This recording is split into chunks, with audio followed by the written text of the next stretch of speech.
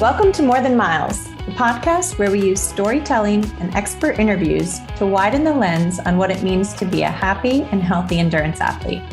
We believe that athletes are so much more than their body, sport, and training miles. I'm Dr. Mihevc Edwards.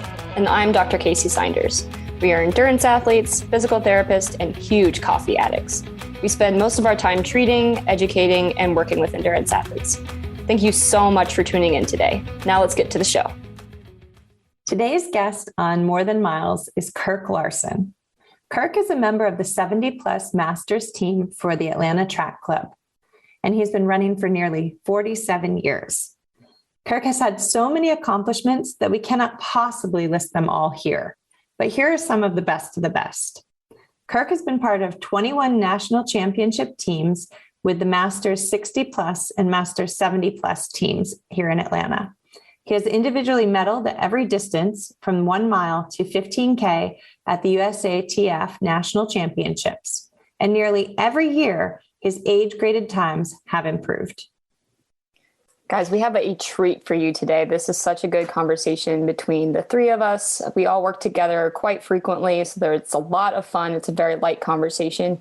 But we talk about the keys to longevity in running, how Kirk maintains his health and his fitness and competitiveness well into his 70s, and just all kinds of good wisdom and advice for really runners of any age. So I really hope you guys enjoy our conversation with Kirk Larson.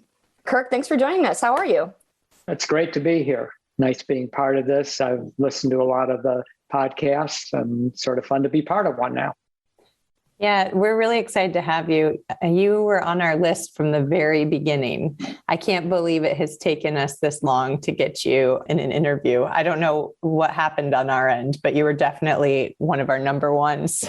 It's like a 10 most wanted list or something. Oh, yeah, definitely. Oh, yeah. But this is the kind of list you want to be on. Yeah, right. Not the ones hanging up in the post office wall. You never know. There might be a poster in the post office with your face on it. Kirk. I don't think so. I hope not. Well, what I wanted to start with today is, Kirk, I wanted you to tell us your running story. How did you start running and why did you start running?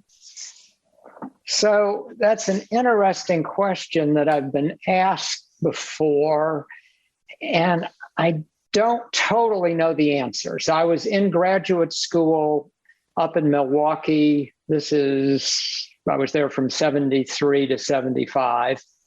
And January of 75, dead of winter in Milwaukee, I was at Marquette University, and I'd go over to their basketball thing and just sort of shoot some baskets, even though terrible shot. And for some reason, at the end of it, I would just start doing laps around this big indoor arena, so inside. And then at some point when the weather got better, I moved outside and been at it for 47 years now. You know, a lot of people say that whole running boom started with Frank Shorter's win in the marathon in Munich Olympics in 72. And I never really thought of my running starting because of that. But the reality is I did start in the aftermath of that.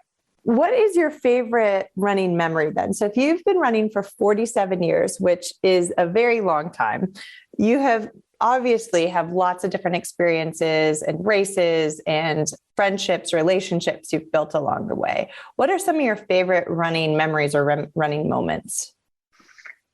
Well, I'm somebody, and I'm sure we'll get into this later, who sort of, as I've progressed through the years, and I am 71 now, but I started doing a lot of national races with my Atlanta Track Club teammates once I turned 60. And really, those are some of my absolute favorite experiences over this last 10 years. We also had a fantastic Atlanta Track Club Masters Hood to Coast team in 2002 that I helped captain. And that was also just an amazing experience. I did the Reach the Beach relay up in New Hampshire, which is similar to the Hood to Coast. And I was the team captain. And we had to have names of the team and the whole thing, planning it ahead of time, deciding who's going to run which leg, what they were stronger at, or how their time would be. It was so much fun. The name of my team was Who Sat on My Sandwich. What was the name of your team? This sounds really bad, but the name of, as far as I remember, we were just Atlanta Track Club Masters. I think we were focused on, we had been there the year before, actually, with pretty much the same crew. There were about 3 or 4 changes, and it come in second master team. So I think that was our focus, was going back and winning the thing, which we did. So you're saying that my team with the Who Sat on Your Sandwich may not have been focused on winning? Well, you might have just been more creative, and we might have had a name, but if we do, I don't remember it. That's all right. I remember, I don't know when it was, but it was recently. You and I were talking about the Hood to Coast. Oh, it was because of Robin. And we were talking about how small the running community is, and how when you were out there, you were in the van. Will you tell that story? You were in the van and you saw somebody running. So this was, for anyone who's not familiar with Hood to Coast, it's 196 miles. You have 12 runners, pretty typically 6 in a van. Each person's running 3 legs. So this was, we started like at 7:00 at night. So first leg was at midnight or something. But we're in the van going from one of the stops to the other, and it's sort of cloudy and foggy. And I think the other 4 guys in the van were sort of sleeping and in the back of the van. And me and my buddy Lloyd were up driving and navigating. And all of a sudden, just on this road in the middle of the Oregon countryside, there's this one guy just hammering along the road, nobody else around. And we could just tell this guy's running really fast. And as we sort of got up close to him, I realized it was Robin Rogers, who's been a long time really good runner in the Atlanta area. So we roll down the window and go, "Looking good, Robin." He goes, "Thanks, Kirk. Thanks, Lloyd." But that's one of the best things about being in the running community, is that no matter where you are, you often run into people that you've met along the way.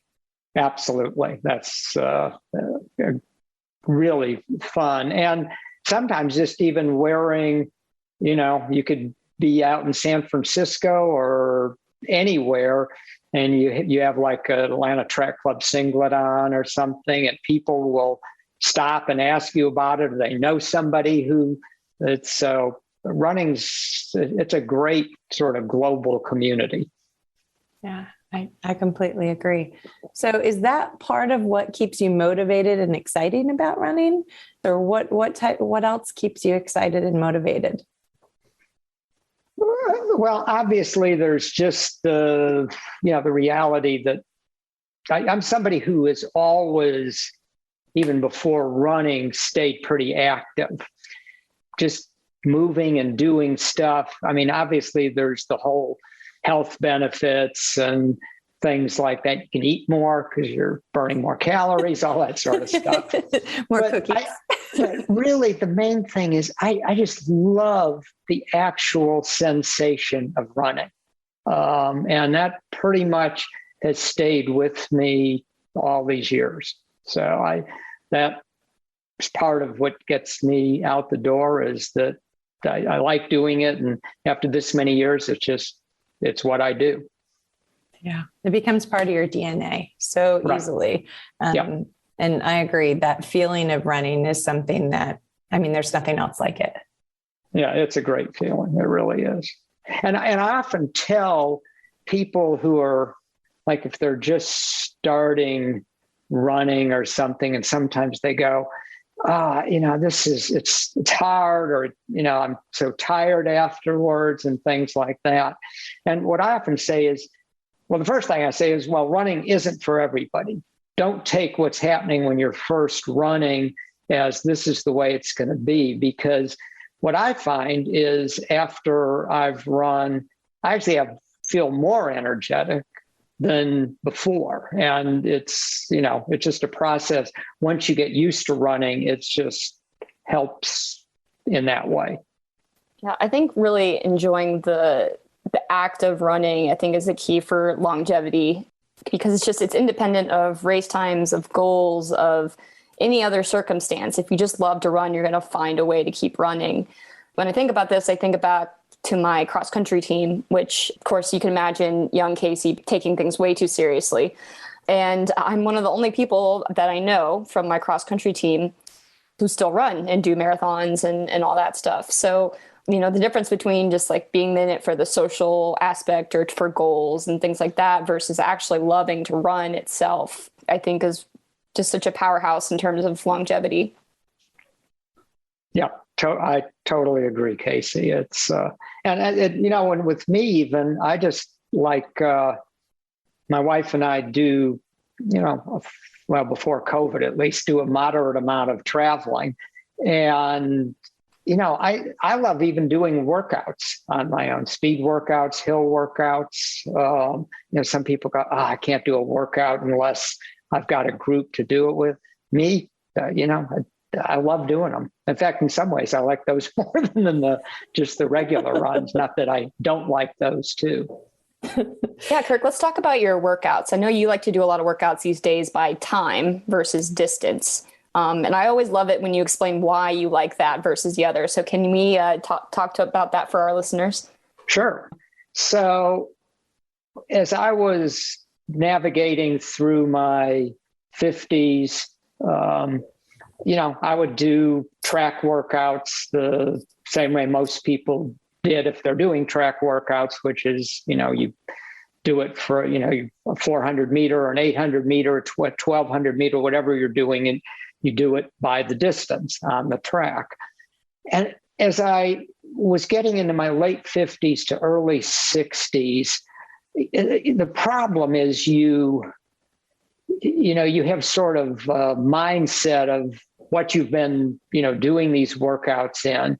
And as you're getting older, maybe you can still do them, but you're probably pushing too hard to do them, and it may not really be that beneficial. And so I got to a point where I was sort of dreading going to the track and doing a workout. And then tied in with that was the travel thing I was talking about, where often you don't have access to a track, so you're going to have to do it on a road. So I'd sort of been doing this anyway, where when I was on the road, obviously, instead of doing, an 800 meter by the distance, because you didn't really know the distance, you just sort of knew basically the time you wanted to do. But what all of a sudden I decided to do, even on the track, was I thought, the effort is really what's important. And so I went to the track one time. This was actually out at Kezar Stadium in San Francisco, where the first time I tried this. And I said, okay, I'm not going to do this by distance. I'm going to do it by time. And it was so freeing. And it wasn't like, I pretty much was covering the distance I thought I would cover, but it didn't matter. So for instance, instead of doing 800 meters, I was running, I think at the time, I was running hard for 3 minutes. And, it didn't matter whether I was going to run 780 meters or 800 meters or 820 meters. I was going to have the hard effort for 3 minutes. The other nice thing about that is, you can, if you're doing it that way, it's totally easy to get out in lane 7 or 8 and do that, which to me, you see a lot of people doing workouts and they're doing everything in lane 1, because obviously that way you can measure the distance. Well, lane 1 puts, if you're doing this year after year and, week after week, year after year, that's a lot of torquing on that left hip and swinging around on the right hip and stuff like that. So I try to do as much stuff as I can in outer lanes. Spoken like a A true PT there. Right. That's the advice that we often give people is switch up your lanes and switch up the side of the road. And we're creatures of habits though. So a lot of people prefer not to do that, but I love that advice. I think it's really good. Right. And if you're on a track where there's not like a lot of, I tend to run first thing in the morning on a track at Emory University, which is right near me. And I may be the only one out there. I'll do some of the things going in the opposite direction. Yeah. So that's obviously great. There's a lot of people on a track. That might be a problem, but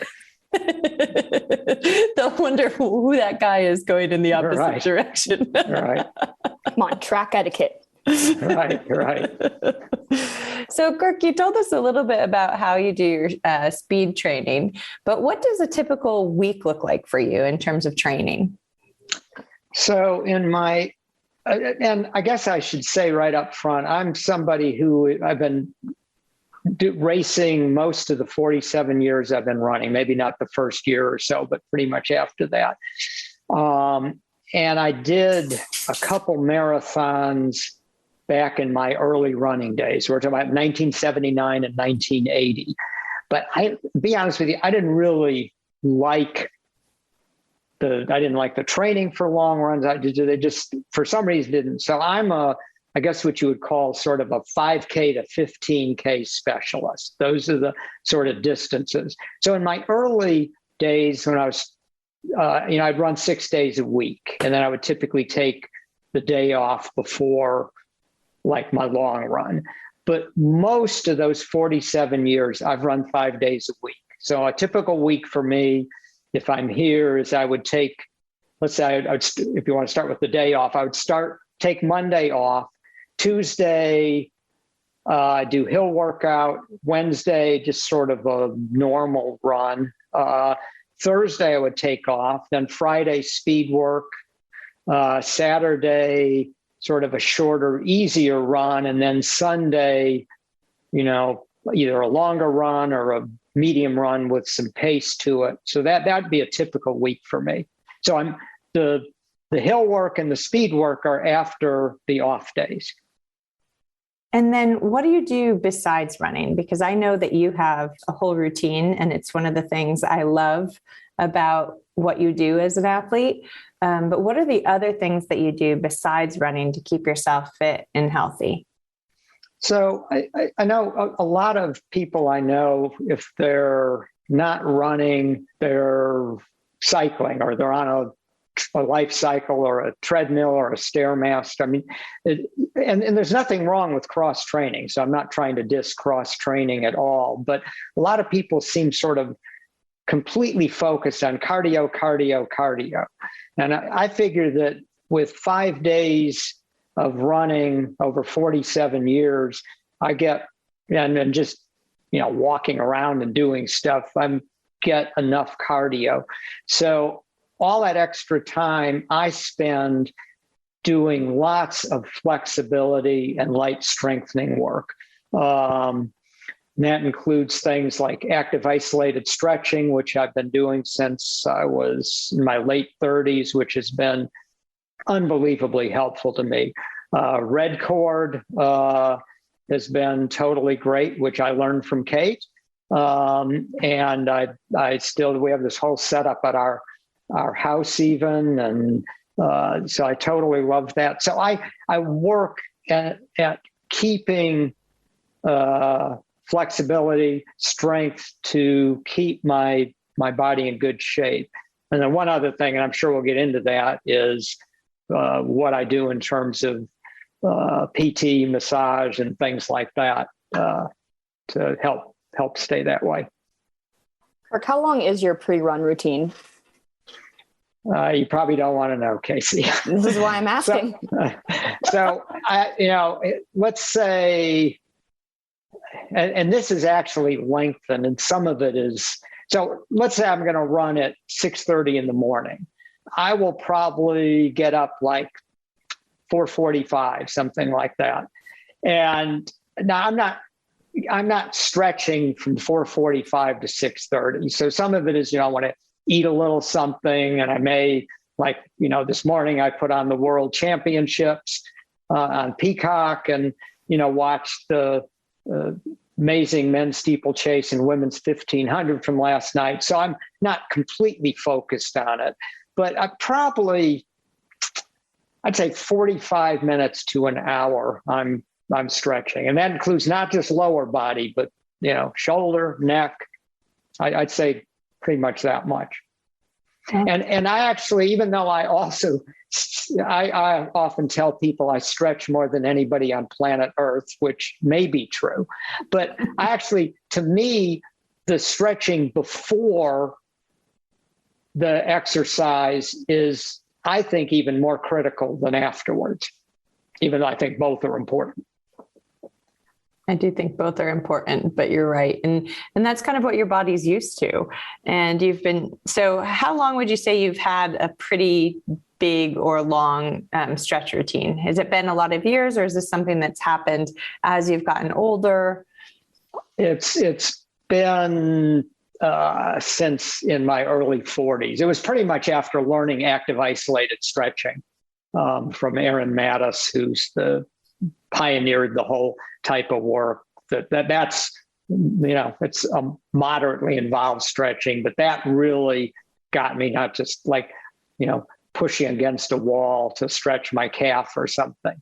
And the other thing was that it's a movement oriented stretching, and so it's you're doing something. It just doesn't feel passive, so it makes it makes the time go by because you're actively involved in doing something.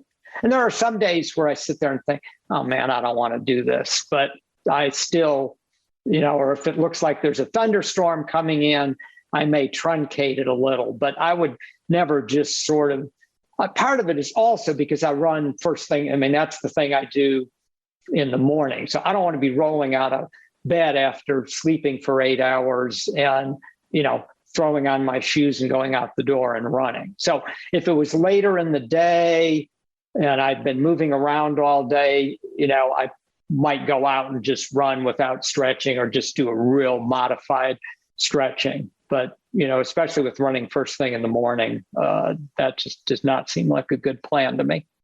No. Yeah, I love that you do so much stretching and moving in other ways, because I think, in the PT profession, something I talk about a lot is the movement bubble. And so as we get older, our movement bubble shrinks, right? Because we don't use our body in as many ways as we do when we're younger. And so if we can move in different ways and utilize our full range of motion, that really helps us maintain our mobility and our function and all of that stuff. So I think that, we'd be remiss to say that the stretching wasn't a big part of your longevity and how you've been able to be competitive for as long as you have. And I would also like to say it's not just longevity, but you have been very competitive and getting more competitive as you've aged. Yes. So I agree with Kacy's comment that the thing about the bubble, when you look at runners as they get older, I mean, if you go out to a race and look at the sort of people in their 50s and 60s and 70s and even 80s and out there running, I mean, you see a lot of people doing what I would call the old person shuffle, where, you're just not, the legs just don't turn over or move very much anymore. And I think that's that sort of bubble that you were talking about, Kacy. And Kate, to your point, so I'm somebody who, when I was, let's say, in my 30s and especially 40s and 50s, I mean, I was a good local runner. Okay. So, the Atlanta Track Club, when I think about like in my 40s, when I joined the Atlanta Track Club Masters team, and track club races back then were fairly small races, but every Masters runner showed up. And I'd be in my late 40s and I could run like let's say a 17:35K. I might come in fourth in my age group or something. That's just at a local race. Maybe I'd come in third or something, but so I was a good local runner. If I had gone to national races, even into my I would say late 50s, I would have been pretty much off the radar. I mean, I just would not have been competitive. But partly because I, get massage regularly and PT regularly, which we'll talk about, and all that stretching and light strength work I do. And I do think that not because marathons didn't seem right to me. I've never been a high mileage runner. So I think the fact, even though I've been running 47 years, my legs have probably stayed fresher than some people's. So as I got older, I guess the way I would put it is I've slowed down gracefully so that even though my times aren't anywhere near as fast as they were when I was younger, if you look at age-graded tables, I was slowing down way less than they'd predict. So by the time I was 60, I was running probably in my very late 50s, running at a sort of national class level, which is considered 80% and above, and have consistently stayed at least above, in that range. My height, I was in the sort of mid 80s. So that was, I went by staying at it and staying healthy and working at keeping that movement bubble that Kacy was talking about expanded. I think that's what helped turn me from, somebody who wouldn't really have been able to compete in national races to someone who could. And Kirk, just in case somebody doesn't know what age grading is, will you tell us about that? So age grading, at least to the extent I understand it, sure. Some people sort of think it's based on, like each age, like they find the best 62-year-old who's ever run some. I think that's not right, because then you would have things where the 63 might be harder than 62 just based. So these tables get upgraded every 5 years or so, but they're based on the best times in the world, which obviously keep getting faster.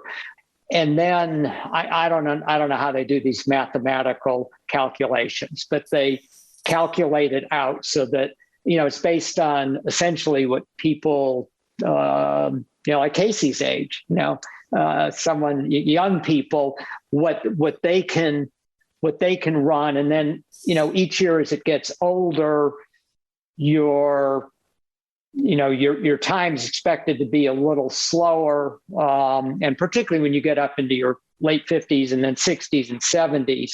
And so they equate it back. So for instance, they might say like an 82% 5K for, let's say, like I ran a 5K recently in, what did I run in? 21:30 or something like that. So as a 70-year-old, when I ran that age graded at 82%, which they said if I'd been like 30 years old, that'd be like running a 15 something. I don't know what the time was, but so that's how they work. And in general, if you age grade above 90%, that's considered world class. 80 to 90 is national class, and 70 to 80 sort of regional, local class, just to give people standard. And it's a great thing for people as they age with running to have age grading, because it helps keep you motivated, because you are going to slow down.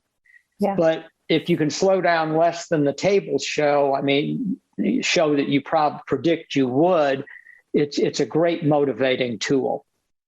Oh, I'm sure. Instead of getting just depressed that instead of running, these slower times. Can I say one other thing about age grading? Of course you can. Of course. So this happened actually this last July 4th morning. Oh, yes. I'm glad we're getting into this. This is a good Which story. was absolutely horrible weather in Atlanta. It was just frog strangling humidity. The temperature was high. Kate was manning the elite medical tent. Kacy was out there running in the Peachtree walking Road up Cardiac race. Hill. Kacy was walking up Cardiac Hill. Wait, can I just stop for a second? I have to comment about the frog strangling temperature. Humidity. I've never heard that before. That's one of my favorites. Frog strangling humidity. That's really good. All right, it's good. Okay, keep going. I'm sorry to digress. That's fine. So my wife, Susan, and I, we did was we went out and jogged over to Emory University and did some form drills. And I was just going, man, I am glad I am not racing today. But and I haven't run the Peachtree Road race in a lot of years. I ran it from, first one I did was 1979 until, that's what I was checking pretty much every year. And I knew it was somewhere around 2006 or 2007 that I stopped, just because to me, it got too many people. It was just, for me, it wasn't right. I know a lot of people love it, and it's a totally great race and helps support a lot of Atlanta Track Club activities. But got to the point it wasn't for me. But we got back, and I was trying to figure out, what was the last year we ran that, Susan? And I thought it was 2007. So I came up to my computer and I looked. I have an Excel spreadsheet with all that sort of stuff. And it was actually 2006. That would have been like a week before my 55th birthday. So I was 54, and I'd seen that I'd run 39 flat. And I thought, you know what? I just ran the U.S. Masters 10K Championship in Dedham, Massachusetts this past April. It's a pretty hilly course. I love the race. And I actually did get the silver medal for the 70 to 74 age group. But my time was basically 44 flat. Might have been 43.58, but let's say 44 flat, which, if I think back, if I thought to myself, running a 44 minute, for me, that just seemed, for the longest time, I'd never even run a 10K over 40 minutes. And here I am running 44. So that age graded at like 81.4% or something. And so I looked at that 39 flat that I ran when I was 54, and I said, so I wonder what that is, what that age grading was. So I plugged it into the age grading table, 79.3%. So then I said, you know what? What about my 10K PR? So my 10K PR is 34.58, but I was 29 years old just before I turned 30. So I said, okay, let's plug that in. So I put in 34.58, 29 years old, 75%. So that 44 minute that I ran as a 70-year-old equated way better than my 10K PR set as a 29-year-old. It was fascinating. I wasn't totally shocked by it, but I was sort of shocked at the difference, really. I love that story. I love it too. And I think it is exactly what you said earlier, Kirk, that's so motivating to see the difference. And you look at the times, because I think it's so easy for us to try and compare ourselves to our former selves. Correct. Absolutely, Kate. Yeah. I think it really is demonstrative of just how good of a Masters runner you are, Kirk. I had this thought all the time. So this wasn't like a one-time thing, but I remember I had the distinct pleasure of getting invited to your 70th birthday party. And I remember sitting there at Floataway Cafe and looking around and thinking 9.5 out of 10 times Kirk can beat me in a 5K, and he's 70 years old. And that's really awesome. I don't feel bad about myself. I'm like, that's just awesome, period. Yeah, I'm not sure that's right. I think you're overstating the case, Kacy. You're running pretty darn well. But I am, for a guy who's 70, I still can run pretty well. But that age grading is so helpful, because otherwise you could just sit there and go, if you're somebody who's been used to running, when you're in your 30s and 40s and you're running these, 35, 36 minute 10Ks pretty consistently, and now you're running 43 minutes or 44 minutes. It'd just be easy to just go, I'm not racing again. This is awful. And it doesn't matter whether it's 36 to 44. If you're somebody who's, just doesn't have the same gene structure or whatever, and you've been running 43-minute 10Ks when you're younger, and all of a sudden now you're running 52-minute, it's still the same thing. So it's not, it can be at any level where people are running, that it can still be a motivating factor. Oh, I think so too. And so, Kirk, we've talked a little bit about your training and how that's maybe changed a little bit, about your routine prior to running. And you mentioned briefly how you also have a good routine of physical therapy and massage therapy. Can you tell us a little bit about that and how that's impacted your running? Absolutely. So early on in my running career, not right at the beginning, but sometime within the first few years, that was back before I knew stretching. I mean, I don't think PT had been invented back then. It may have been, but it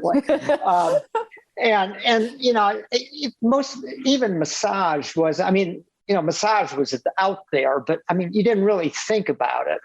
So in the early days, if I got, which wasn't really happening that often, but if I got some sort of minor injury, I would just try to get over it on my own. And if that didn't work, I heard the name of this good massage therapist. Now I'll say her name because she was my first of many, many fantastic massage therapists, Janie Westmoreland.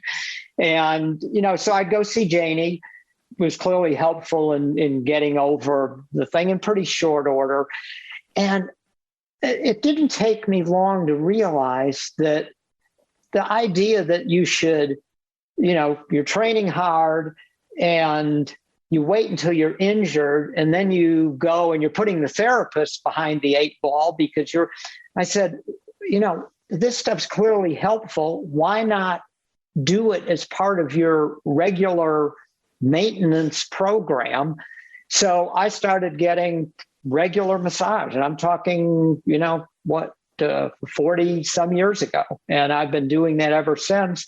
And then once PT was invented, and specifically once PT was invented with you guys, and, I actually started working with Kate. My wife, Susan, had been working with Kate prior to that.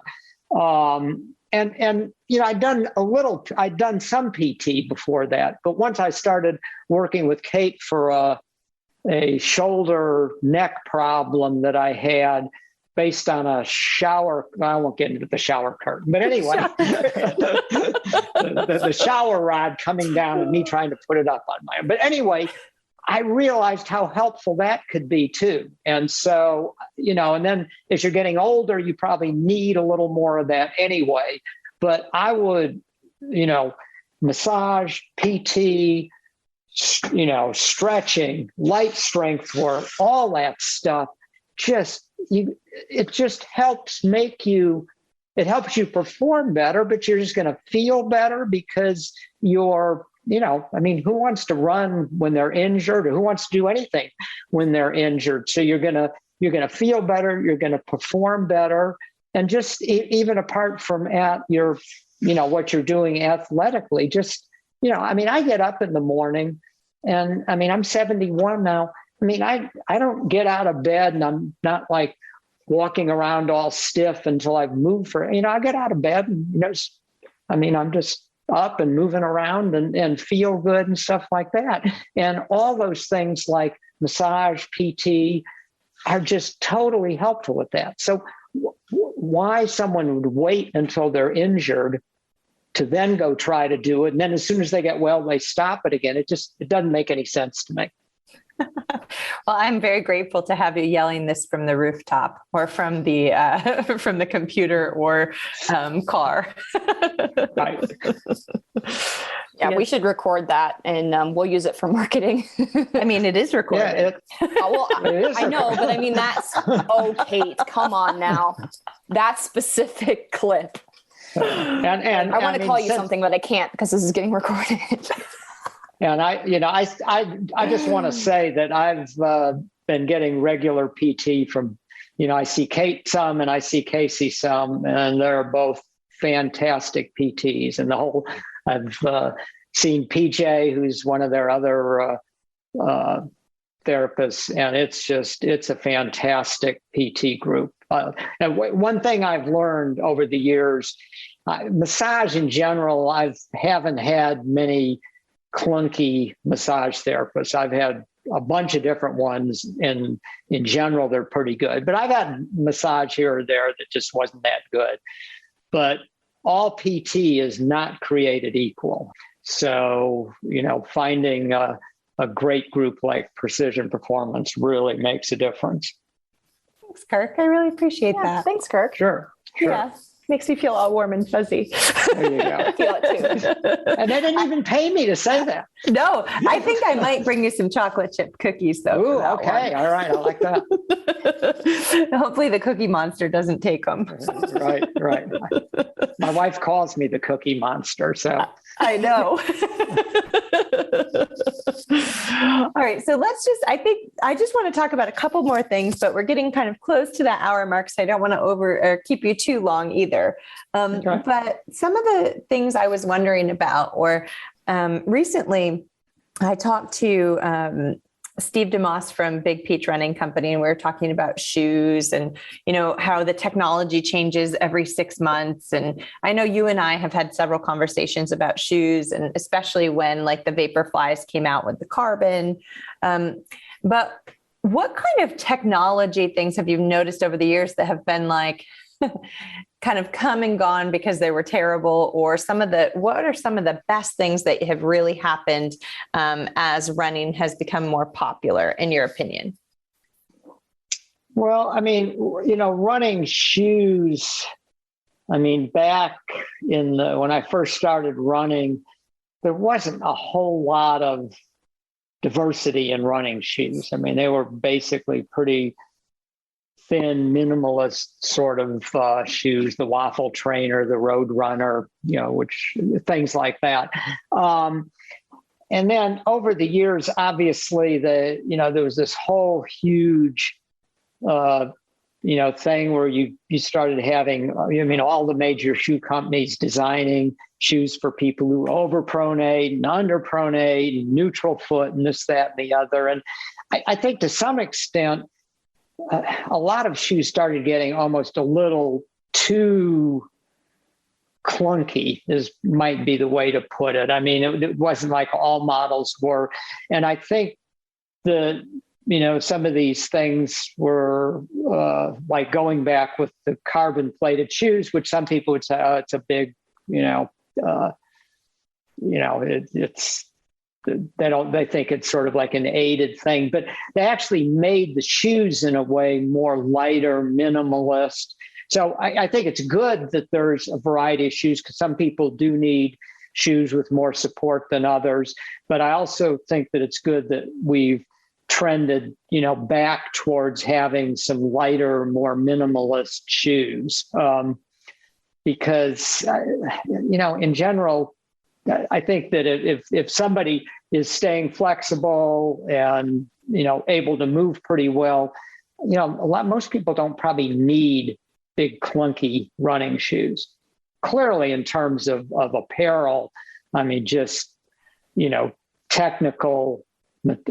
When I started running, there was no, Cool Max, no Lycra, no Gore-Tex, no, microfiber, none of that stuff. So you were pretty much running in, you might have polyester or something, but you're pretty much running in cotton, this, that, and the other. Good old cotton. Yeah. So, obviously over the years, just the improvements in apparel for running has been phenomenal. Yeah, I think so too. And remember, I don't know if you remember this. I don't remember how many years ago this was, but when we took you outside and looked at your gait in the carbon shoes, and then looked at them without the carbon shoes and the difference, and how it impacted your gait. I thought that was really cool to kind of just look at that. We were doing that for fun. You had said you liked the shoes and you wanted to wear them. So we decided to just do a gait analysis with them. And we were both shocked at the amount of hip extension that you got. Actually, it was the one thing. Yeah, it was totally interesting. I mean, my concern about the carbon plated shoes had been I'd always tended to use a fairly light, flexible shoe. And of course, those carbon shoes, they're not flexible and they're not designed to be. And so I was a little concerned, is that going to hurt my plantar fascia or my Achilles or, something or other? So I had Kate watch me and look pretty good. And so I think the first race I actually used, and believe it or not, this sounds a little crazy, was a 15K US Masters thing in Tulsa. And it felt great. And the thing I've noticed with racing with those carbon plated shoes is it really helps with the recovery. I mean, your legs just don't feel as beat up as with a more traditional racing flat. Yeah, that's really great. And then what would you say your best advice would be to runners even runners that are just starting out now, say they're in high school, say they're in college or wherever they are in that continuum and they decide to start running, what would you tell them so that if they were a person that wanted to run, in their 70s, 80s or later? I think the most important thing is, the first thing is to, and particularly for people, it probably is not quite as critical for people who are starting to run high school age and things, although even for them, but is don't give in to the fact that when you first start running, it might feel sort of hard or you don't really like it or something. Just work through that because once again, you may be somebody who running just isn't the right sport for you. You end up swimming or cycling. But in general, most people, when they start running, I mean, it's harder than just walking around. And it's hard, it's different than running to first base or running out to catch a pass in football. So, I mean, it's a different type of thing. So just, stay with it and you'll get through that initial thing where it's hard and you'll start feeling the energy it comes. But then the other thing I would say is run, if you want a longevity in running, do what you want to do with running. Okay. So, and what I mean by that is for some people that might mean doing lots of marathons and distance runs. And over the last 15 years, I mean, there's been this big push about, you got to run marathons and stuff like that. And so, some people they start running lots of marathons and I'm not dissing marathons. And for some people, that's what they want to do and that's good. But what I'm saying is if that's not what you want to do, don't feel like, oh, well, if I don't just keep doing marathons, I'm not, running successfully or this, that, or the other. I mean, if you're somebody who likes doing 100-meter and 200-meter races, do that. If you're somebody like me, likes doing races in that 5K to 10, 15K range, then do that. I mean, if you're someone like Kacy who likes running longer distances, then you should do that. But you should do what you want, because if you do what you want, then you're really likely to stay with it. And of course, what you want at one point could end up changing as you get older. And if that happens, go with what you feel like you want to do. I love that. That was actually something that Coach Carl and I were talking about. He's a coach that a lot of runners work with here in Atlanta and also out in Colorado. But he said, I don't know why everyone thinks they have to run a marathon. They don't. Right. And right. I mean, I ran marathons and, Kacy runs them, but it never occurred to me that was something people thought they had to do. So I love that advice, Kirk. Yeah, it's great. Yes. I want one more piece of Kirk wisdom that I want everyone to hear. And this is, Kirk, I want you to tell everyone what race advice you gave me before Peachtree this year. Okay. So this is guaranteed advice to have a successful race. Well, it's guaranteed advice to have a successful race if you can pull it off. So you go out with the leaders, pick up the pace, throw in some surges, sprint to the finish, lean at the tape. And if you can do all that successfully, you're probably going to win the race. Problem is, most of us probably are going to blow up at about 1K into the race, and that'll be it. Well, there you have it, folks. Well, there you have it, Kirk Larson. Thanks so much for joining us. Yeah, thank you. It's been a lot of fun. I mean, obviously, I know both you guys great, and it's just sort of the way that other podcasts have come across. Just sounds like you're talking with people, which is a lot of fun. Thank you. Yeah, thanks, Kirk. Thanks for having me. Thank you so much for joining us today.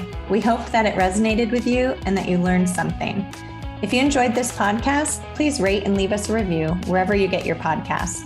It really helps increase our visibility within the platform so that more awesome people like you can find us. If you'd like to support us further, pretty please, you can visit our Patreon page at patreon.com/morethanmiles. That's www.patreon.com/morethanmiles. Or for a few dollars, you can help the show grow and keep going, as well as receive exclusive perks like monthly Q&As with us. Until next time, remember to run the mile you're in, and that training is so much more than miles.